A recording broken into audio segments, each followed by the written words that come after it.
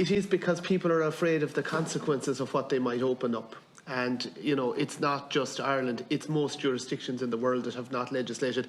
Britain has been and Britain would be what lots of people would call a very liberal country in lots of ways. But Britain has been wrestling with this, and there's still a concern. And in a way, the slippery slope word it's not a nice phrase because it sounds very imprecise. It sounds like some kind of a glib argument. But if one tries to put flesh on it, I think it is the concern that things will change in a way that go beyond just acceding to the person's choice.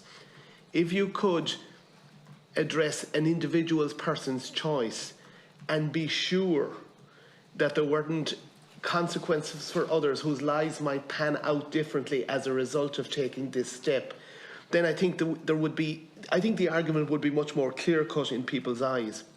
But I think the concern is that things do change. There are people who don't want to pay for complex health treatments. There are bean counters in the system.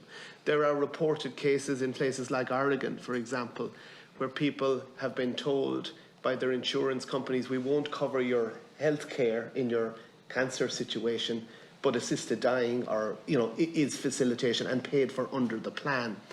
And therefore, I think it is, at its essence, it is a discussion about, could this be done in a way that would never impact on other people? Or might there be situations where people's lives will pan out differently, where people who will go for assisted suicide or euthanasia who would not otherwise have wanted it? And I think that's where that's the reason why most people, as I said, I don't think anybody is coming at it from a dogmatic perspective, and I agree with what John Lahart and Pat Daly have said. Everybody is entitled to their deepest beliefs about the meaning of life. And insofar as people have a faith reason, it's often down to the pastoral. It's about how do you pursue the common good and help people's welfare in the final analysis. So, Tom.